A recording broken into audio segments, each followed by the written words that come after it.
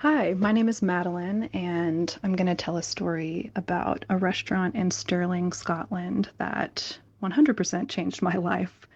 When I was a senior in college, I went to study abroad at the University of Stirling. And for the first couple of months, I would always hear about this one particular restaurant in the city center, and it was called the Junk Rooms. As you walk in, it's kind of overwhelming. Basically, floor to ceiling artwork. It was also an antique store. So everything in the restaurant you were actually able to purchase. So we were walking up, my friend Julie was telling me about the owner. His name is Michael. And as she walks up to talk to him, we kind of lock eyes. It really was kind of a crazy connection where we couldn't stop looking at each other. And I decided I'm coming back to this place as much as I can. It was such an incredibly special place for the community. Lots of community groups would have their meetings there. You just didn't feel like you were judged there.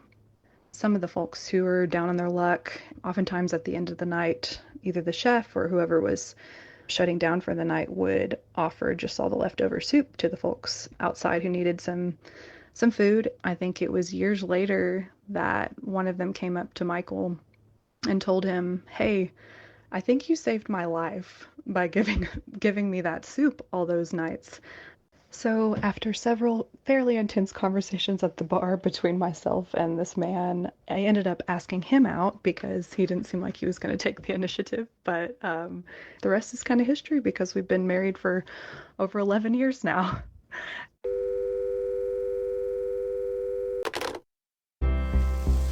What'd you say? Heard. I got that, don't worry. Okay. Heard, chef, got 20 chicken all day.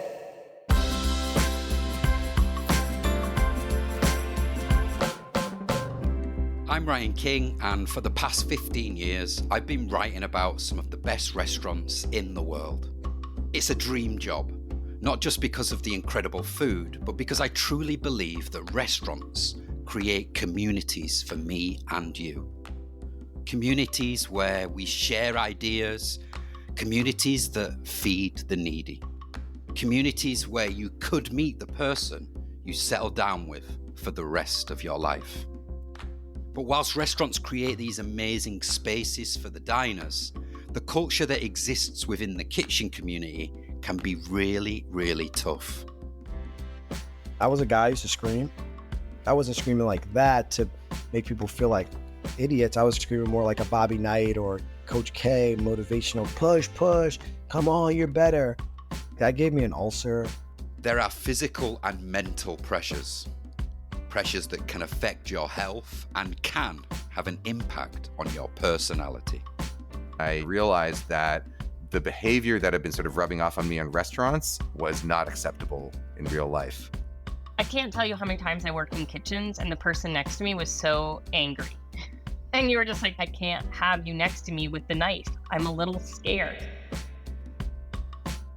This is a podcast about kitchen culture.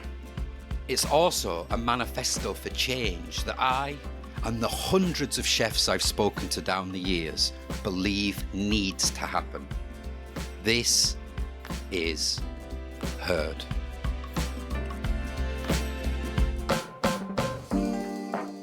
Whenever I speak to leaders in the industry about this idea of better kitchen culture, it really doesn't take long before one major issue always arises, and that is the issue of mental health. It's pretty brutal. It's something that I think is actually so important for young cooks to know and to learn how to deal with and go to therapy or take classes in cooking school, wherever it is. I think focusing on your own mental health and really taking care of your mind as well as your body, I think is the biggest, most important step towards improvement. So who do you talk to? The couch is a good place. So let's head to the couch. The therapist's couch, of course. In this episode, you're going to hear from both sides of that couch, from a psychologist and from chefs who say that their lives have been completely changed by the simple act of going to therapy. You'll also hear about the different ways that anxiety and depression can manifest in your body, so you know and can recognize what's happening and get help when and if you need it. Let's kick off now with a world-renowned psychologist. Dr. Tom Ferraro. Tom works in a completely different industry, but it's an industry that's highly competitive, highly pressured, and faces the same level of scrutiny as hospitality. I'm a psychoanalyst as well as a sports psychologist. Tom is a serious psychologist helping serious people. I work with golfers, tennis players, boxers, baseball players, basketball players, soccer teams, basketball teams. And as with all serious psychologists, he takes a lot of notes. And as he scribbles away with what looks like a very well-used pencil, I can't help thinking, is he analysing me? If only he knew just how bad I am at sport. In golf, I work with number 6 player in the world. In terms of soccer, one of the top 3 best strikers in the world. They invariably have a number of symptoms, including anxiety, anger, sometimes drug addiction, maybe family strife. After you make a diagnosis, you introduce the process to them, which is psychoanalytic psychotherapy. I see a lot of parallels in the world of sport and the world of chefs.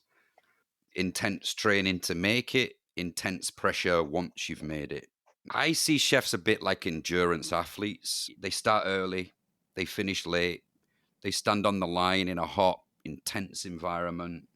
They have these peaks throughout the day. There's this constant feedback loop from the head chef at the top of the chain. There's pressure, and for sports stars, that's the audience. For chefs, that's the diners. They also have the sports journalists watching their every move, and in the restaurant case, that's critics.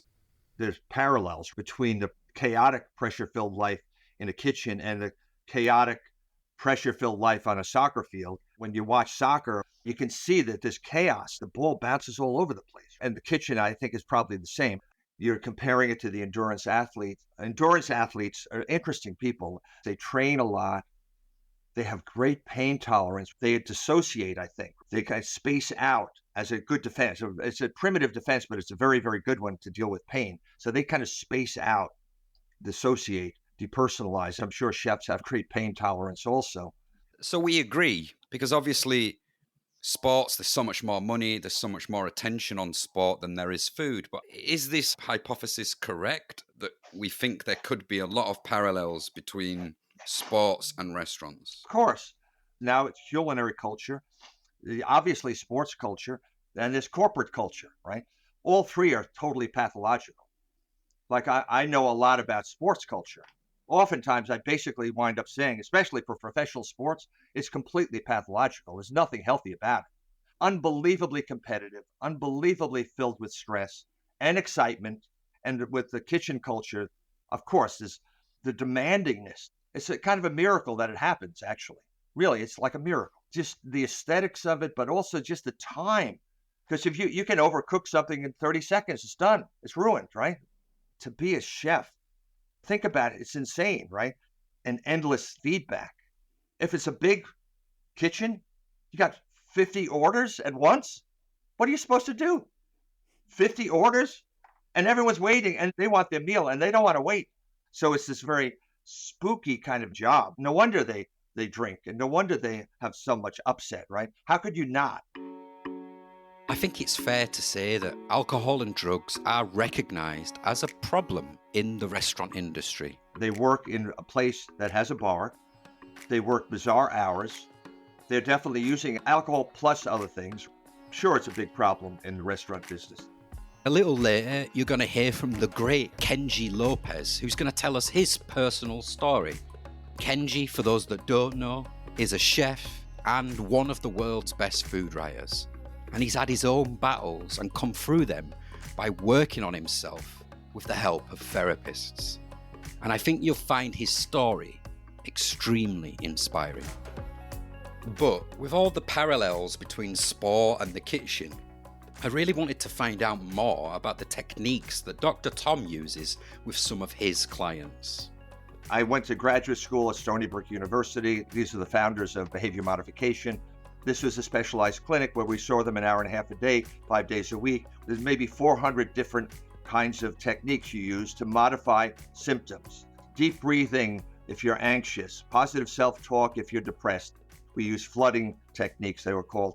Some of those techniques are actually somewhat interesting, somewhat effective. What do you mean by a flooding technique? Flooding technique is a technique where someone comes in with an anxiety about, let's say, germs. Oh my God, I'm really afraid of germs. I'm thinking about germs all the time. I clean up a lot. I clean my hands constantly, this kind of thing. So what flooding does is confronts the patient with the most dreaded fear for an extended period of time, an hour and a half, right? So that eventually the patient himself comes to the conclusion, it's silly for me to worry about this. And if you do that for about 6 weeks in a row, every day for an hour and a half with the patient, they eventually come to a conclusion, it's nonsense. The problem, of course, is that there's symptom substitution that occurs, that they all of a sudden develop another problem that's equally problematic. But as I was using all that stuff, I realized the patient wanted more, asked me to continue work. So I went back to school for 4 years to get psychoanalytic training, which is on the couch 3 or 4 hours a week with a psychoanalyst. Over a number of years, I've had like 2,400 hours worth of personal psychoanalysis, right? And so then I started to use that. And over time, of course, I know both angles, right? So I do both, really. The patient always expects you to give them some quick fix to help their anxiety or depression, whatever. But at the same time, I educate them. This is only a temporary fix kind of thing, you know? So what I do with athletes, professional athletes or elite athletes, we diagnose them. You slowly but surely get to understand the causes of their symptoms. It's curative. The ego strength develops. They have less need for defenses. They become a little more spontaneous, sometimes a lot more spontaneous. I understand that for Dr. Tom, getting to that root cause through psychoanalysis is the key. But I also think that some of these behavior modification techniques he's been talking about could be really useful for people who are working in kitchens. Just check out this example, which comes from one of the biggest sports stars there is. Tiger Woods, when he first got onto the PGA, he was angry. He gets frustrated, too angry for too long. Anger is based on, I should be perfect. I shouldn't make mistakes. And so that's a superego that's too harsh. So he was taught by Butch Harmon, Tiger, I understand you can be angry. No problem. I want you to be angry for 10 seconds only. So you count from 1 to 10 as you're pissed off. When you get to 10, you let it go. The overall process you arrive at is called self-observation. So what is self-observation? It's a defense that means I accept who I am. I accept that I'm okay. I don't have to be grandiose, and I don't have to destroy myself for being less than grandiose. I'm okay in the middle. That's self-observation. Now, I don't suggest that that's a simple thing to do, but that's one solution of letting it evaporate and falling back into the strong self, the forgiving self. I think the idea of, hey, here's a quick technique, which is take a breath, and I am allowed to be angry, but I'm only allowed to be angry for X amount of time. Because in the restaurant, if that anger spills over throughout the shift, many would argue you taste it in the food if it's coming out of an angry kitchen. I believe it. That's interesting. But it definitely spills over to the rest of the people in the kitchen with you. Wow. What are the common issues that sports stars, athletes come to you with? Do you see themes? Do you see trends? Most common is anxiety, depression. Depression is rage turned inward, basically. Unresolved loss, marital issues, and drug issues. Let's speak a little bit about anxiety, because I think it's something that lots of people know and have felt at some point in their life. It never touched me until about 35 years old, anxiety, when I lost my mum, and the guilt I felt in that loss because I wasn't there. I speak a lot. I get on stage a lot. I moderate conversations. I'm a public speaker, and I still remember that first time getting on stage after the loss of my mum and feeling this anxiety for the first time. Wow. Which in the end manifested as, I remember actually getting cramps in my leg on stage while presenting.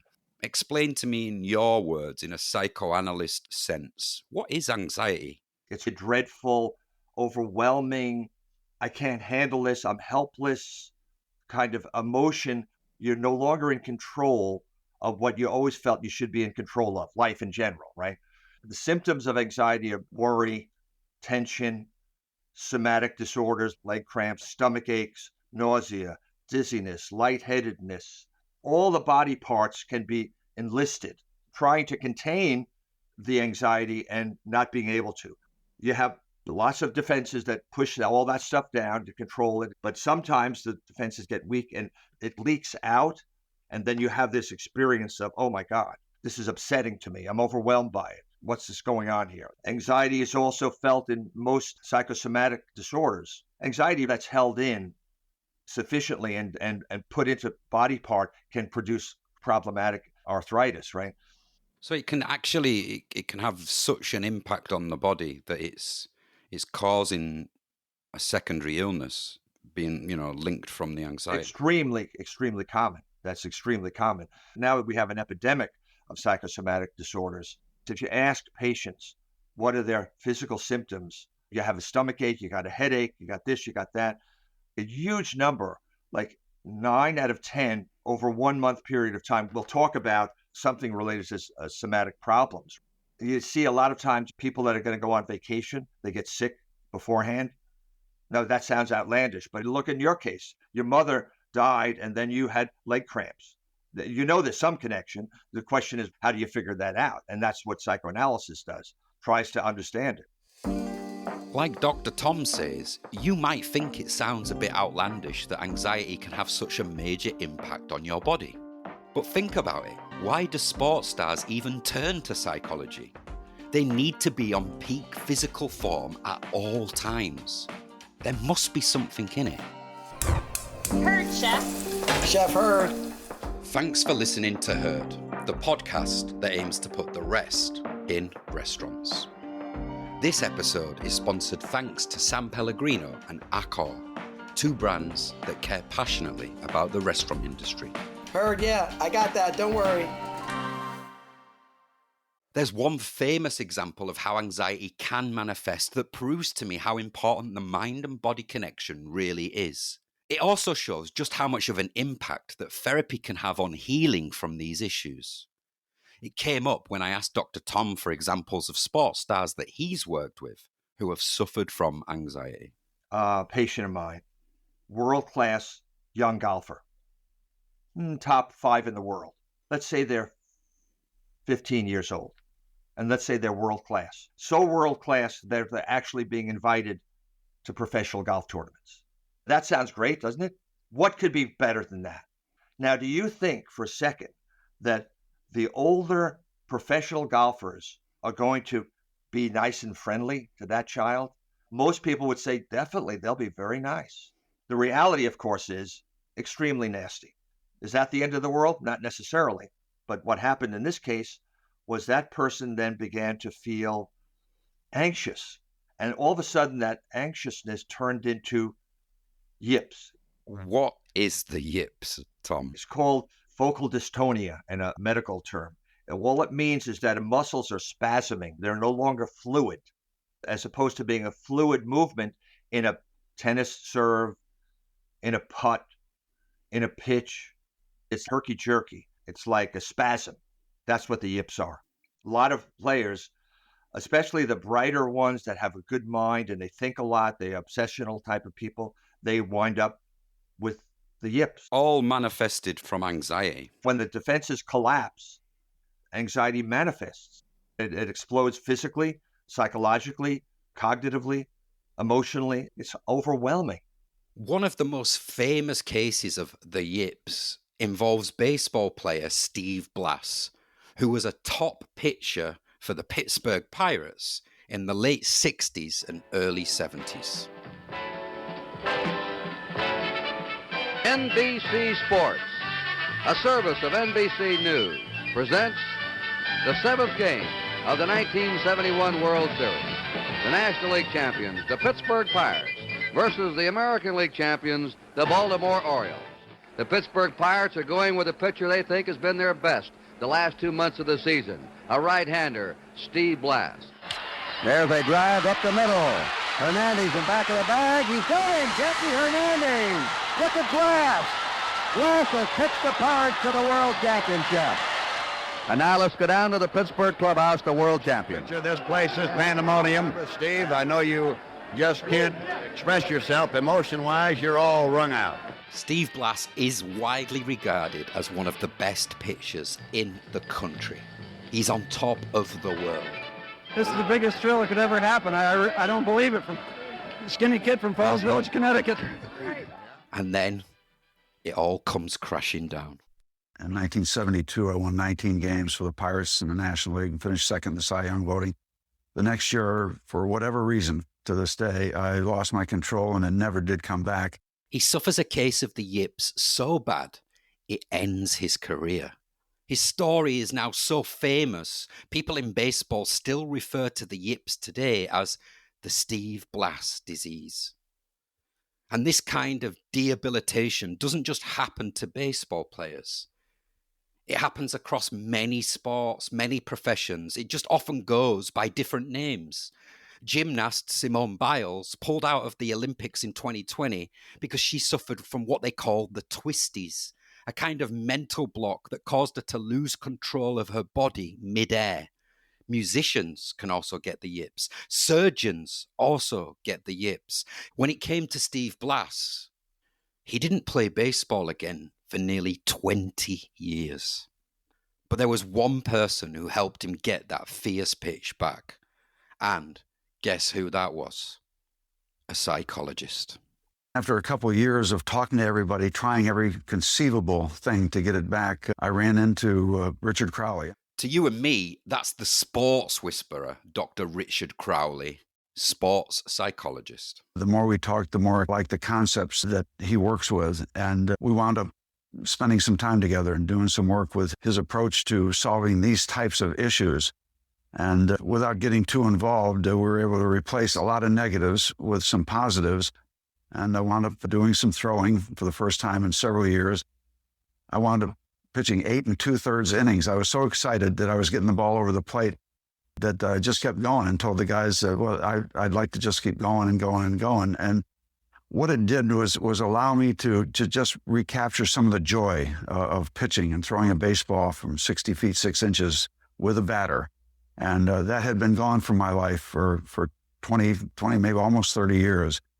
Just imagine that for a second. Nearly 30 years of losing the thing he loved the most. The thing that brought him so much success, so much joy. Blass was the best of the best. And then one day, it was all just gone. All because of anxiety. And I keep thinking about that time when I got those leg cramps on stage. You know, at the time, I had no idea it was coming from grief. I had no idea what anxiety even felt like. No idea that how I was feeling mentally, emotionally could affect me in that way. And given all the pressures I keep hearing about for chefs in their working environment, I can't help wondering, are there any chefs who've ever contracted the yips like Blass? Maybe for them, it could be called kitchenitis. So in search of the cooking yips, I head straight to the Kitchen Confidential group on Reddit. Hey chefs, odd question, but has anyone here ever had the yips? Within 24 hours, the post has over 80 comments, which just proves to me just how much stress and anxiety there is out there. Some chefs tell me about how stress causes them to have ticket blindness. Sometimes I just can't read the tickets. It doesn't happen a lot, but when it does, it's a really scary thing. Some chefs talk about the pressures of the kitchen leading to whiteouts, this inability to recognize objects or even people. And then some chefs tell me that anxiety affected them so much, it ruined their ability to function on the line. I would get into the weeds on even like 3 or 4 tickets, and I would just be like staring at them and being like, I don't know where to start. And meanwhile, my food is burning behind me. Like, you know, I've got like tickets piling up on some other station. It's, you know, just a huge mess. This is Avery, a chef from Arizona. I mean, it felt like a panic attack. I was sweating. I was breathing really shallow. It felt like my brain was like just this fog. I would be moving my arms and then like not knowing what I was reaching for. and feeling this crushing anxiety of like, you're fucking up, you know you're fucking up, like stop fucking up, and then I couldn't pull myself out of it, you know? I mean, you can just hear how physical and mental that experience was for them, can't you? It sounds horrendous, but it's not quite the yips, so I head back to the thread on Reddit, and one comment catches my eye. Eggs during brunch. I'm a pretty decent egg cook, not the best, but I can hold my own during most any brunch service. It hasn't happened a ton, but more than once I've had to swap stations because I just couldn't get my flip going. I would break egg after egg after egg until I'd just pitch a fit and make someone else do it. Of all the things on the line, that's the closest I'd say to having the yips. Feels like Shaq at the free throw line. I'm shooting chili peppers up Lee Jansen's ass. Fuck brunch. Let's prep, let's go. Heard, Chef. Chef Heard. I got this. Whether it's not being able to flip some eggs or not being able to read a check because of blindness, the fact is, extreme anxiety can stop you in your tracks. You're frozen, unable to do the thing you love the most. And without the right treatment, what often happens is people end up self-medicating to numb the pain, which is exactly what happened to the young golfer that Dr. Tom was telling us all about. 15 years old, amazing at his sport. He's competing in these world competitions, but facing hostility despite his young age. Then the yips got hold, and things just went downhill from there.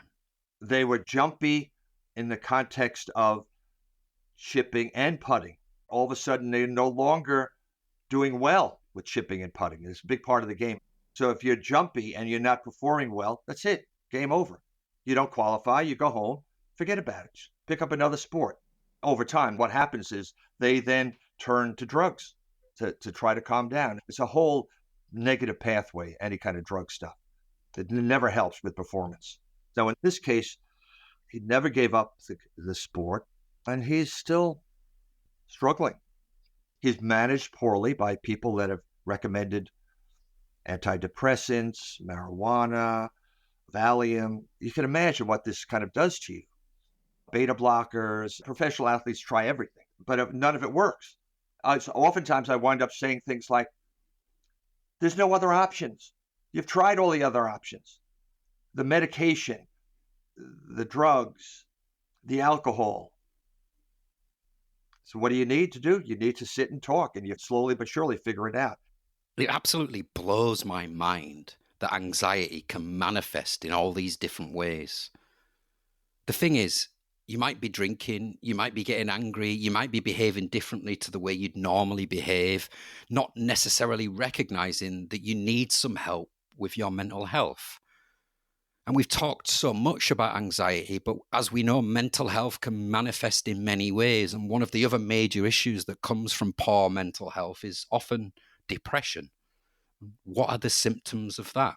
Major depression it's a physical issue that there's poor sleep, there's poor appetite, there's anhedonia, which means no joy anymore. There's guilt, there's shame. If that goes on long enough, and if it's intense enough, then they begin to plan their death, to get away from things, to end it, because it's so intolerable, the feeling of anxiety and feeling of misery, right? If they get up early in the morning with an agitated depression, another very bad sign. Sometimes you have to put them on antidepressants that can help for a period of time. That's useful. Talking to them. Sometimes, rarely, you have to put them in a hospital. What you do is you take it seriously. You're careful. You try to make assessments. You stay on top of the case carefully. Oftentimes, especially suicidal patients, is more than once a week, 3 times a week, 4 times a week, whatever it takes to keep someone alive. Because you know that it's dangerous. Depression can kill people. It's a terrible thing. And what would you say right now to a chef that is perhaps listening to this show, who is having those thoughts, who is having that cycle of despair in their mind? If they're in deep despair, reach out. There's plenty of help out there. Find a therapist that's going to take you seriously, not just a quick fix, not just a chat. You have to find the right therapist, that then you can get involved with them. You can talk to them. I'm going to level with you. I am on a mission to get you to talk to someone. Because as we've already established, this industry is tough.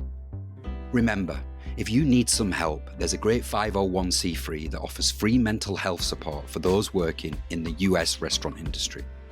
They're called Southern Smoke, and you can reach them at southernsmoke.org. Would it be feasible, Tom, for a restaurant to, let's say, have group sessions with their team with a sports psychologist? I think it's very rare that happens.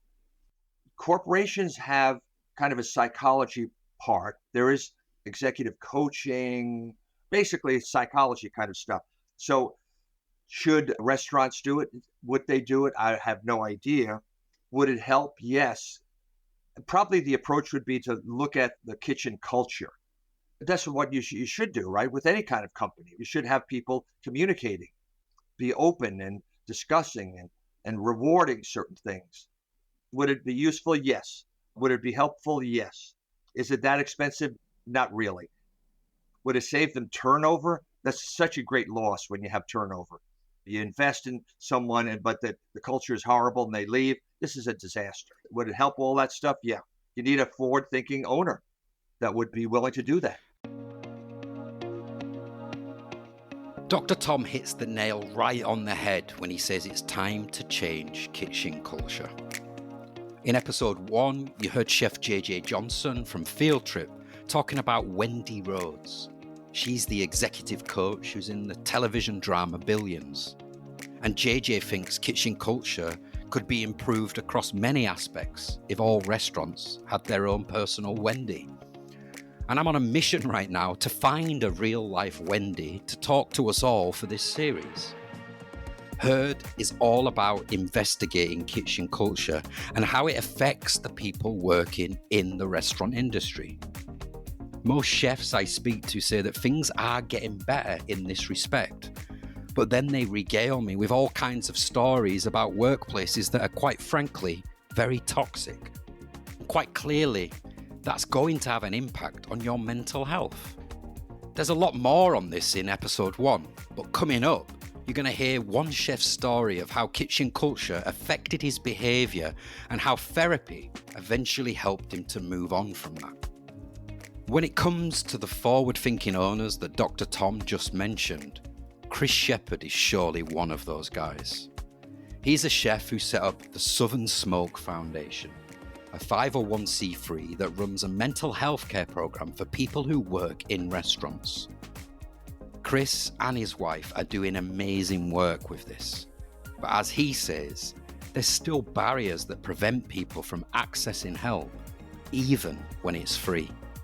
I still think that there's such a stigma to the actual saying, hey, I need to talk to somebody, because most people are like, no, I'm good. And then it's like, you're not good. Nobody's that good. We all need to talk to people no matter what. And that stigma doesn't just exist in the culinary world, unfortunately. Even these sports stars, the ones that we know are constantly looking for an edge over an opponent, even they resist the simple power of sitting down and discussing their issues with a professional. People have a tremendous fear of looking at themselves, the inside, the unconscious. We built up what we call psychological defenses to make sure we never get into looking at ourselves deeply. I'll give you an example of what a general manager once said about sports psychology. Quote was, why would I want to listen to these wackos? We don't like this stuff.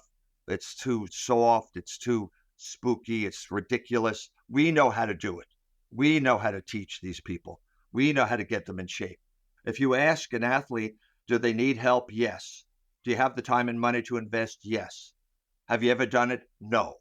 The great news here is that this is slowly changing in the restaurant industry.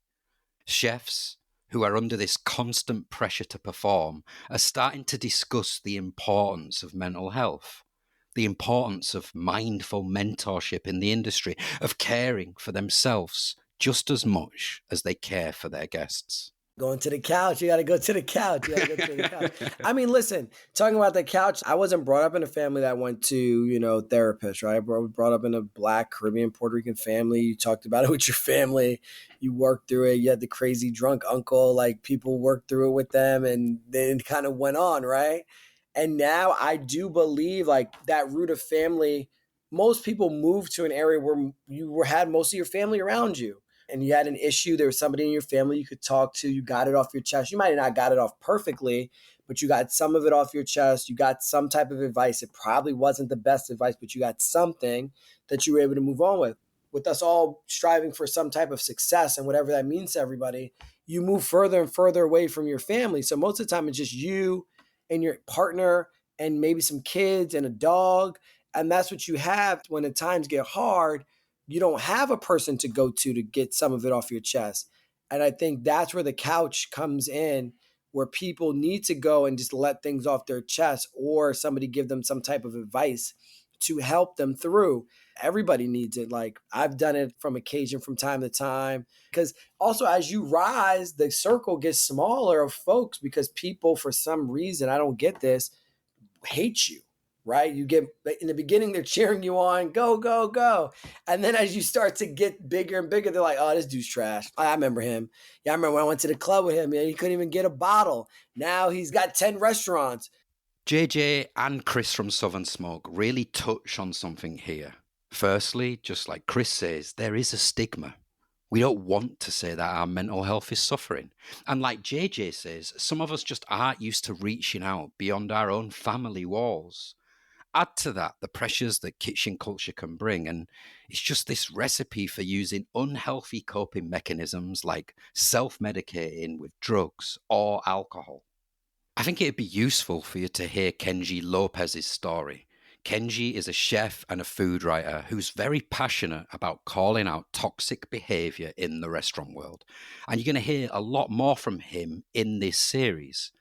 But when it comes to Kenji and his own mental health, he realized it was time to get external support to help him change some of the behavior that was rubbing off on him from the toxic environments he was working in. The trigger for me, I think, was sort of in my late 20s when I realized that the behavior that had been sort of rubbing off on me in restaurants was not acceptable in real life. That it really was sort of changing my personality. I remember one specific incident where I was living with roommates. One of my roommates was a woman who's one of my best friends. Like, I remember coming out to the kitchen one day and she was making pancakes from a box mix. I like flipped out at her. I was like, what are you doing making pancakes from a box? Yeah, I did like what a cook would do to a line cook who had like messed up. Just like berated her and said, like, pancakes are so easy to make from scratch. We have all the ingredients right here. Like, just like insane, right? Like, I lost my mind. I don't know what I was. And I had another friend who was there who just like a few minutes later came and was like, what was that about? Like, she's making pancakes. Why did you yell at her like that? And that was really one of the moments where I was like, whoa, like, why did I do that? Like, what is going on in my head that made me think it's okay to yell at one of my best friends for making pancakes? Like, that's insane, right? And so, yeah, for me, that was one of the moments where I was like, all right, I need to think about like what's going on in my life. I need to think about how working in restaurants is affecting my personality and affecting my interactions with other people. So yeah, just sort of catching myself in those moments and really trying to center myself and think. And it's not an instant process. It's something that I've been working on for 20 years, right? And that I still am working on. I'd like to understand a little bit about what did you do to improve those bad habits and address some of your own issues? Because I think that could be an inspiration to other people that are listening. Well, I mean, a lot of it was, quite literally therapy. Seeking professional help, I think, helps a lot. And I know for some people that's not affordable, but even finding like support groups. So I'm also an alcoholic, and I know a lot of people in the industry also struggle with alcohol. My alcoholism started when I was younger, but it really came to fruition when I was a cook, and it was just part of the culture, and it became part of my daily life that I really struggled to free myself of up until recently. Kenji's very upfront, very transparent and clear that therapy has got him out of some of the really unhealthy behaviours that were having a negative impact on his life. I think his story is really important because it illustrates what Dr. Tom has been saying, that it can take a long time to come around to the idea of asking for help. But when you finally do, that help can transform your entire life. Sometimes it does take someone external telling you, hey, that thing going on in your life, like, that doesn't have to be that way. that's a problem that maybe you should think about. Like sometimes it takes someone telling you that to stop and think about it. It took years of working on myself and then therapy. It's like things that you could think about, at least for me, things I can think about now in my 40s that in my 20s I would have laughed them off, being like, no, I'm just being soft or whatever, Wouldn't it be great if we all just realized this in our 20s, that we didn't have to go through some of those difficult hurdles first or hit rock bottom before we knew that we could nip all of that stress and upset in the bud just by having simple, open conversations with professionals? So we've talked about the stigma, we've talked about the culture, and of course, there's also the cost that doesn't often get mentioned. But Kenji is very passionate about the fact that you don't have to spend thousands on a personal therapist to get some of this help.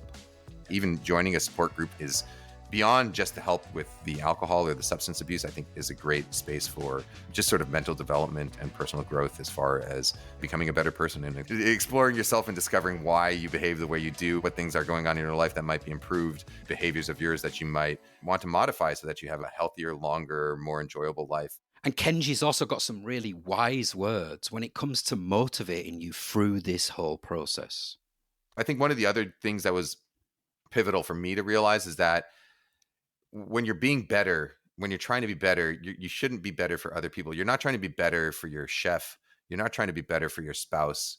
You're not trying to be better just for your kids or your friends. Like you should be better for yourself. And that's, I think, a difficult thing it was really difficult for me to wrap my head around that mentally and to sort of get to that place, and also difficult to maintain it. But I think super important because that's what sustains you through ups and downs in life and through changes, because nothing else is a constant other than yourself.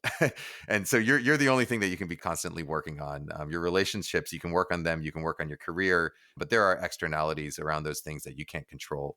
And so, I think if you do want to increase your I guess sort of mental serenity in life, which I'm certainly not a mascot for that. But if you do want to sort of increase your mental serenity in life, I think really, focusing on yourself and remembering that like everything other than you is external is an important thing to sort of remember. Wise words from Kenji there. I really like that.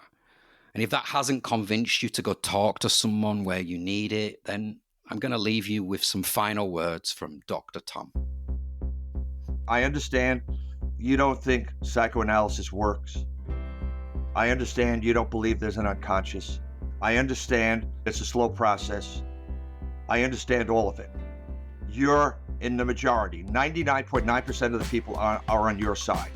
Now you happen to be talking to someone who is in the minority. I believe 100% in psychoanalysis. And my belief is a powerful thing for anyone who encounters me. They go, holy Christ, maybe he's right. I don't know. He looks like he's convinced, You've been listening to Heard, the podcast that aims to put the rest in restaurants. Next time, what happens if you take a scientist who knows all about how stress affects your body and your mind, and you apply their expertise to the kitchen? Ollie Patrick is a physiologist who devised the world's most expensive health assessment. I've run everything known to mankind in terms of physical testing on human beings. And what's interesting about that is most of those tests are just reflecting how that person leads their life. Ollie's got solid recommendations on what you can do, backed by science, if you find yourself burnt out by the kitchen. I would have you on low intensity cardio. I'd have you sharing. I'd have you in nature. I'd have you using cold. I would have you delegating. And unequivocally, I will improve your energy in a relatively small period of time. Heard will be back soon talking to more experts who can help the culinary community with new ideas, mentorship, motivation, and different perspectives on kitchen culture issues that together we can start to fix. This episode of Heard has been sponsored by San Pellegrino and Accor, two brands that care passionately about the restaurant industry. Remember, if you need any mental health support or you just want to sit down and have a chat with somebody about any of the issues we discuss in this series, please visit southernsmoke.org, a great 501c3 that runs free mental health programs for people who work in the US restaurant industry. Please remember to follow, rate, and share to spread the word about Heard.